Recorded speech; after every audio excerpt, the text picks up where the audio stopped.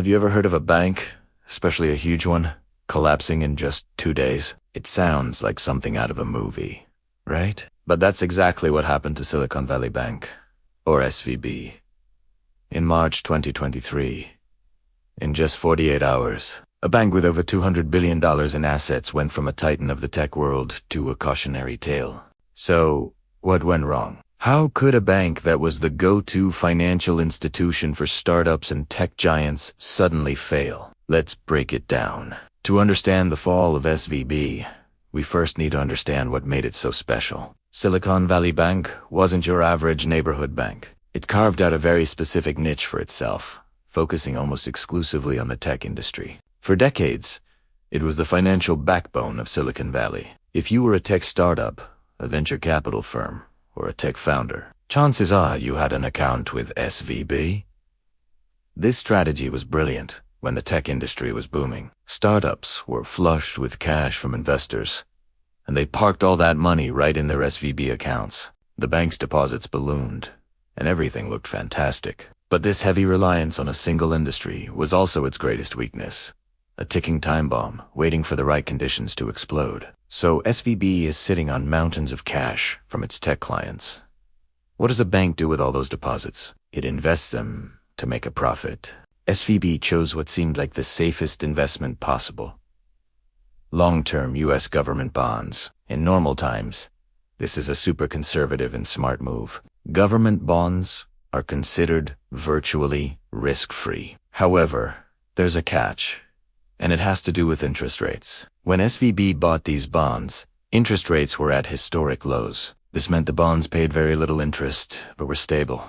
The problem with long-term bonds is that their market value is inversely related to interest rates. If interest rates go up, the value of older low-interest bonds goes down. Why?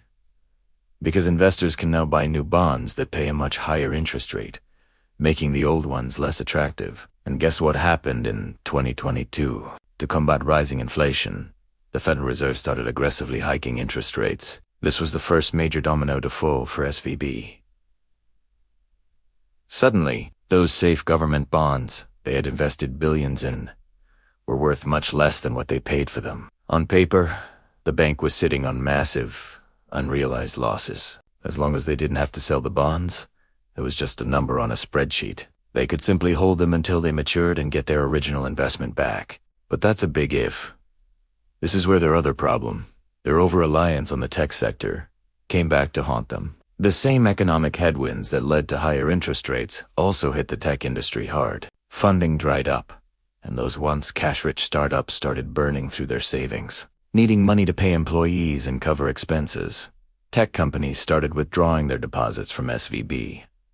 At first, it was a trickle, but as more and more companies pulled out their cash, the trickle turned into a flood. SVB had to find the money to cover these withdrawals. Their only option was to sell some of those government bonds. But remember, the value of those bonds had plummeted. They were forced to sell them at a huge loss, to the tune of nearly $2 billion. When the bank publicly announced this massive loss, it was like throwing gasoline on a fire. The tech and venture capital community is a very tight-knit, digitally connected world. News travels fast.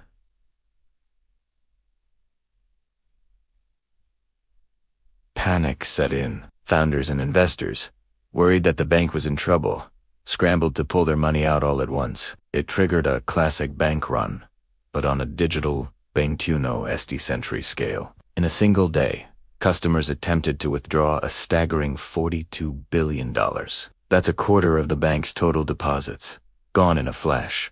No bank on earth can survive that kind of onslaught. They simply don't keep that much physical cash on hand. By the next morning, it was over. SVB couldn't meet its obligations, and federal regulators had to step in and shut it down to protect the financial system. The collapse of Silicon Valley Bank serves as a powerful reminder. It shows how a combination of mismanaging interest rate risk and putting all your eggs in one basket can lead to disaster, even for a seemingly successful institution. It's a lesson in financial history that won't be forgotten anytime soon. I hope this explanation helps you understand what happened to one of the most important banks in the tech world. It's a fascinating and complex story with lessons for everyone. If you found this video interesting, please give it a thumbs up and consider subscribing to the channel for more deep dives into topics like this. Thanks for watching, and I'll see you in the next one.